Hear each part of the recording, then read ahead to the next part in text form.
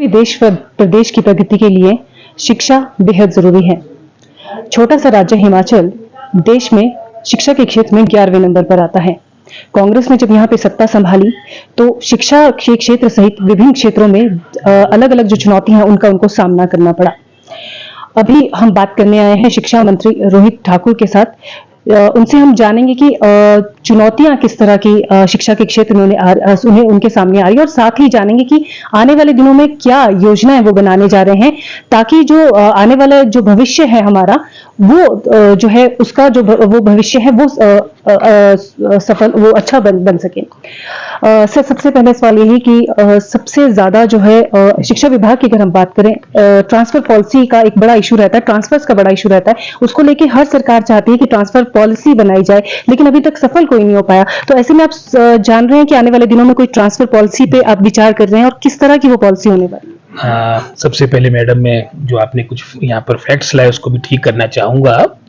एक समय था, अगर हम शिक्षा क्षेत्र की बात करें, हिमाचल मैं समझता हूँ प्रथम 3-4 स्थलों पे हमारी गिनती की जाती थी, और जो वर्तमान में आपने 11वें स्थान की बात की है, 11वें नहीं हम 16वें स्थान पे पहुंच चुके हैं। जो आपका प्रोग्रेसिव ग्रोथ इंडेक्स होता है, जिसके माध्यम से हमको लगता है कि हमारी जो मूलभूत आवश्यकता है उसमें हमारी क्या प्रगति हुई है, ये खेद का विषय है। लेकिन सच्चाई को एक्सेप्ट करना भी मैं समझता हूँ एक हमारी बात बनती है, ताकि आने वाले समय में इस व्यवस्था को कैसे बेहतर किया जा सके उसके लिए हम प्रयासरत है। और प्रथम चरण में हमारी ये कोशिश अवश्य होगी कि जो हमारे हजारों की संख्या पे आपकी पोस्टें खाली, जैसे मैं इससे पहले भी प्रेस ब्रीफिंग में कह रहा था, हमारे एलिमेंट्री एजुकेशन में ही लगभग कोई 10,000 के आसपास पोस्टें खाली है, लगभग 2,000 पोस्टें हमारी हायर एजुकेशन में खाली है। आपके कई ऐसे जिले हैं जहां पर स्टाफ की बहुत किल्लत है, विशेषकर जो आपके पहाड़ी क्षेत्र है, फार फ्लंग एरियाज है, वहां बहुत आपकी स्टाफ की समस्या है। और साथ ही साथ अगर हम प्रदेश की बात करें, जैसे मैंने इंडेक्स की बात की, जो हम 16वें स्थान, पहले 11वें में थे और अभी पीछे हाल में ही हम 16वें में आ चुके हैं, तो उसमें एक बहुत बड़ा कारण हमारे जो सिंगल टीचर स्कूल्स है, स्कूल्स हमने अत्यधिक खोल दिए। लगभग 15,000 से अधिक स्कूल्स है। कई ऐसी भी जगह है, समय था उनकी भी आवश्यकता थी। आज मेरा यह मानना है कि जो मौजूदा हमारी व्यवस्था उसको स्ट्रेंथन करने की आवश्यकता, उसको सुदृढ़ करने की आवश्यकता है। आपने पिछली गवर्नमेंट ने ही, अगर आप बात करेंगे, चुनाव से मात्र 1-2 महीने पहले लगभग कोई 400-500 स्कूल खोल दिए। शुरू का जो दौर था 2017 में इनको जनमत मिल गया था, कोई कार्य नहीं हुआ। लेकिन जैसे ही चुनाव की बेला आई, आपने 900 से अधिक संस्थान खोल दिए, जिसमें से आधे आपके शिक्षा विभाग के थे। तो मैं कह रहा था लगभग कोई 3,145 आपके सिंगल टीचर स्कूल्स हैं, 455 आपके विदाउट टीचर स्कूल्स हैं, जो एक बहुत बड़ी संख्या बनती है। जब टीचर ही नहीं होंगे तो हम क्या शिक्षा बच्चों को देंगे? तो हमने आते ही कई, मैं समझता हूँ, कठोर फैसले भी लिए। जैसे मैं कह रहा था, लगभग कोई 486 हमने जो विदाउट टीचर स्कूल्स थे वो डिनोटिफाई किए। कई तरह की बातें भी उठी। उसके उपरांत आपके कई ऐसे स्कूल्स थे जहां पर आपके नाम मात्र बच्चे थे, या मैं समझता हूं 1 या 2 बच्चे थे, वो भी फैसला लिया। 140 से कम जितने भी आपके प्राथमिक और माध्यमिक पाठशालाएं थी उनको बंद करने का निर्णय लिया, ताकि जो वहां पर स्टाफ उपलब्ध है उसको हम अन्य स्कूलों में, जहां पर मैं समझता हूं आपकी स्ट्रेंथ भी एक अच्छी है, वहां पर उनकी सेवाएं ली जा सके। इस सोच के साथ सरकार ने ये निर्णय लिया। और साथ ही साथ जहां आपने एक, मैं समझता हूं, एक बात ट्रांसफर पॉलिसी की भी कही है, ये भी मैं समझता हूं आज नहीं तो कल सरकार को इसकी ओर अवश्य निर्णय लेना पड़ेगा, क्योंकि आपकी बहुत सी ऐसी स्टेट्स है जहां पर इसको अडॉप्ट कर दिया है। वर्तमान में भी हमारे, मैं समझता हूं हमारी पॉलिसी है, अवश्य पॉलिसी है, और उनको भी फॉलो करने की आवश्यकता नहीं। लेकिन पॉलिटिकल विल अगर हमारी मजबूत, तो निश्चित रूप से हम अभी भी, मैं समझता हूँ, काफी बात को लेकर परिवर्तन ला सकते हैं। और साथ ही साथ हमारे आने वाले समय में इस तरह से एक निश्चित कार्यकाल आपका, मैं समझता हूँ, एम्प्लॉइज का हो, चाहे वो शिक्षा विभाग की बात हो, चाहे अन्य विभागों की बात हो, तो काफी हद तक मैं समझता हूँ हमारे गवर्नेंस में इंप्रूवमेंट होगी। जो चुने हुए प्रतिनिधि है, चाहे वो विधायक है चाहे मंत्री है, वो और तरीके से, जैसे ट्रांसफर का प्रेशर रहता है, उस प्रेशर से हटकर अपने क्षेत्र के विकास में, और अगर मंत्रियों की बात करें वो अपने विभाग में और किस तरीके अच्छे तरीके से आप हिमाचल प्रदेश में उस विभाग को आगे ले जा सकते हैं, वो सोच सकते हैं। और व्यक्तिगत रूप से मैं इसका पक्षधर हूँ। क्या हिमाचल सरकार एजुकेशन पॉलिसी 2020 लागू करने पे कोई विचार कर रही है? वो तो हमने कागजों में तो सब हमने फॉलो किया हुआ है, लेकिन सबसे महत्वपूर्ण है कि धरातल में हमारे को दिख क्या रहा है। जी।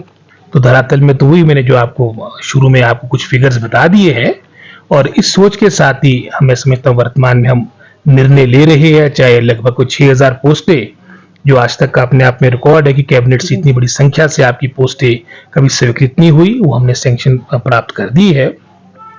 इसके अलावा जहां पर आवश्यक नहीं है स्कूल्स का होना, वो हमने डिनोटिफाई भी किए। वहां के टीचरों को हम अन्य स्थलों पे भेज रहे हैं। एक पारदर्शी सिस्टम हो, एक मैं समझता हूँ अच्छा वातावरण हमारे शिक्षा विभाग में हो, ताकि जैसे अतीत में भी मैं समझता हूँ हिमाचल का हमारी जो शिक्षा व्यवस्था थी बड़े आदर के साथ हमारे स्टेट को गिना जाता था। आने वाले समय में ये सारी बातें होगी, क्योंकि अभी शुरू का साल है। जो हम निर्णय साल लेंगे उसके परिणाम आपको साल 2 साल के अंदर अवश्य धरातल में देखने को मिलेंगे। आप खुद भी ग्रामीण क्षेत्र से आते हैं, और जिस तरह हम चंबा की बात कर रहे थे, काफी वहां पे जो अगर हम साक्षरता दर की बात करें, सबसे पिछड़ा हुआ जिला शायद हमारा चंबा है।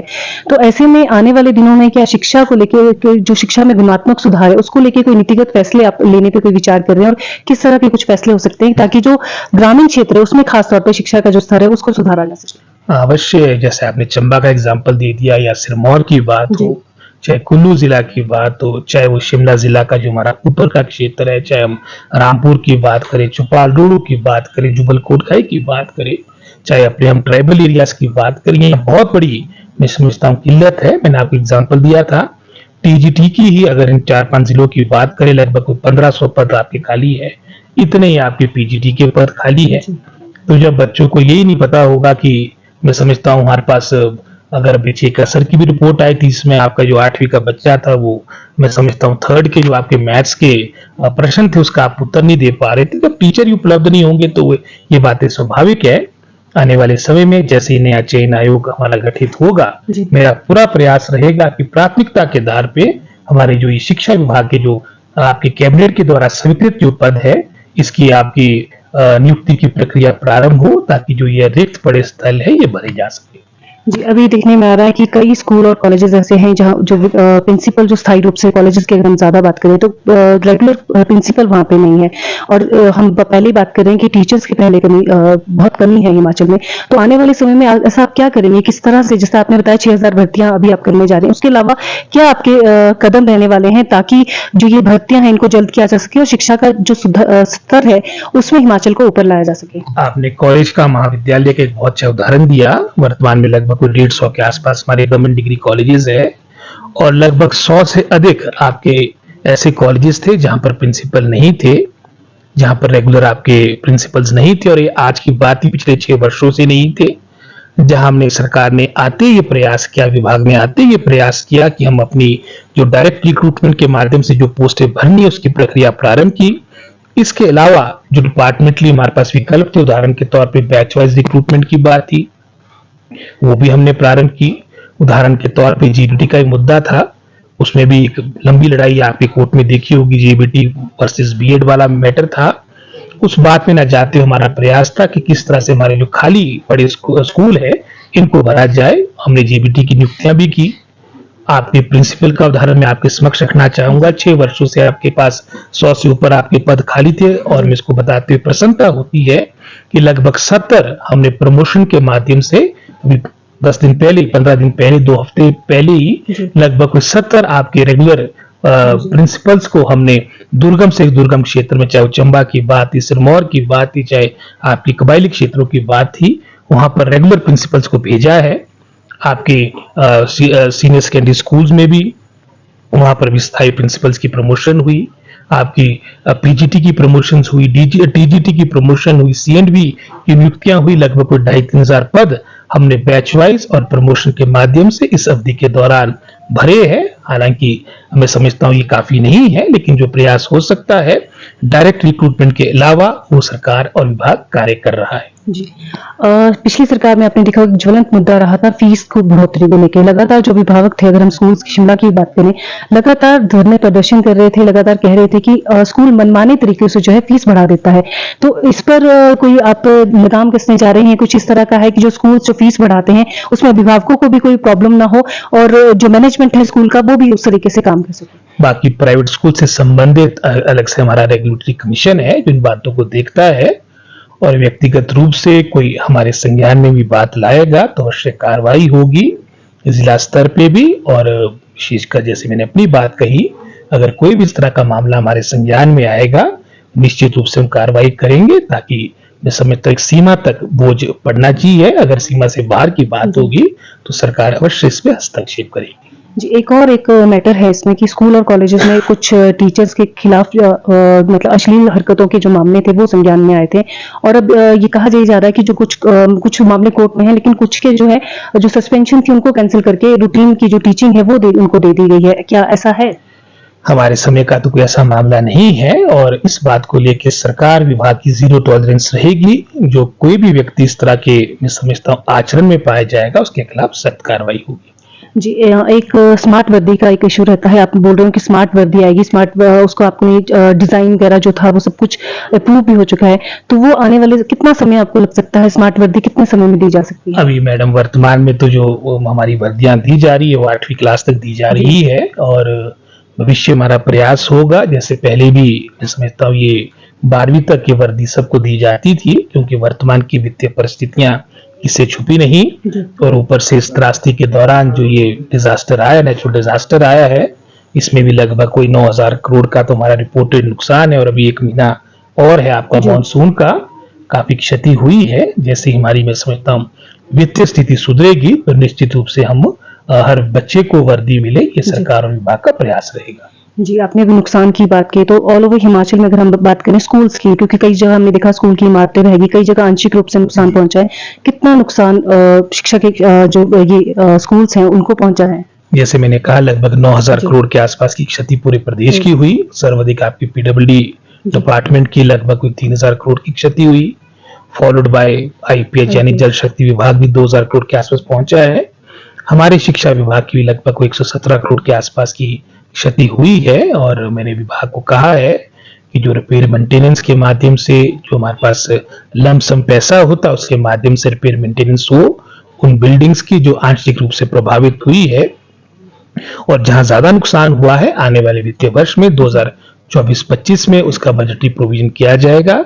मैंने सारी रिपोर्टें मंगाई है, और रिपोर्ट के अकॉर्डिंग इसमें मैं समझता हूँ बजटरी प्रोविजन किया जाएगा। चाहे वर्तमान वित्तीय वर्ष की बात है जहां पर रिपेयर मेंटेनेंस की आवश्यकता होगी, जहां बड़ा कार्य होगा वो आने वाले बजट में हम उसका प्रावधान करेंगे। जी, लेकिन जिस तरह हम अभी बात कर रहे हैं, चाहे हम गुणवत्ता की बात करें, चाहे हम स्कूलों में इमारतों की बात कर रहे हैं, लेकिन आर्थिक संसाधन हिमाचल के पास सीमित है, और अभी जिस तरह विपदा आई आपने बताया 9,000 करोड़ से ऊपर का नुकसान है, तो ऐसे में केंद्र से लगातार हम लोग मांग कर रहे थे कि हमें इसको जो राष्ट्रीय आपदा घोषित किया जाए, लेकिन वहां से इस तरह का कोई पॉजिटिव रुझान वहां से नहीं मिला है। तो आपको क्या लगता है कि केंद्र अगर हमारी सहायता के लिए आगे नहीं आता है तो हम लोगों को आने वाले दिनों में किस तरह की चुनौतियों का सामना करना पड़ सकता है? जो केंद्र का मैं समझता अभी तक का रवैया रहा उससे मैं नहीं हर हिमाचली आहत है। जहां मैंने 9,000 करोड़ की क्षति कही, और विशेषकर मोदी जी जो सभी मैं समझता हूं दल का रैंक से ऊपर अगर हम बात करें अपना आपको प्रदेश के साथ जोड़ते भी थे, जगत प्रकाश नड्डा जी वो भी हमारे हिमाचल के से संबंधित है, राष्ट्रीय अध्यक्ष है भारतीय जनता पार्टी के, उनसे बहुत सी आशाएं थी। 7 में से 6 सांसद आपके भारतीय जनता पार्टी के हैं, तो उनकी जो मैं समझता हूँ प्रदेश में यहाँ पर आना था वो एक रस्म अदायगी थी। एक 200 करोड़ की बात की जो मैं समझता हूँ बहुत ही ऊंट के मुंह में जीरे वाली बात थी। ना हमें कोई अंतरिम राहत जैसे हमने मांग की थी कि हमारे को कम से कम 2,000 करोड़ की अंतरिम राहत दी जाए।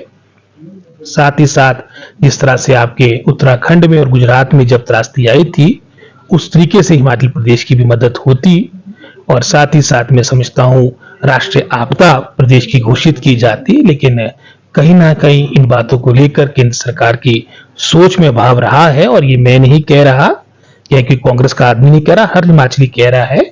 और इससे मैं समझता हूँ सभी आहत है। जी, अब ANB नेशनल के साथ बात करने के लिए आपको आपका बहुत बहुत धन्यवाद मैडम। ये थे हिमाचल के शिक्षा मंत्री रोहित ठाकुर।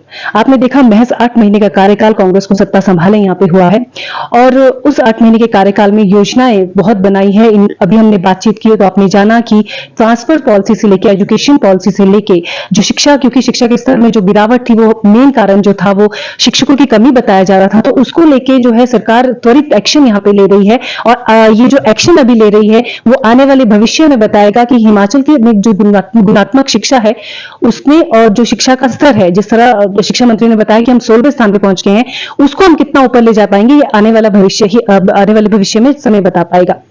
ANB नेशनल के लिए शिमला से मैं टीना ठाकुर।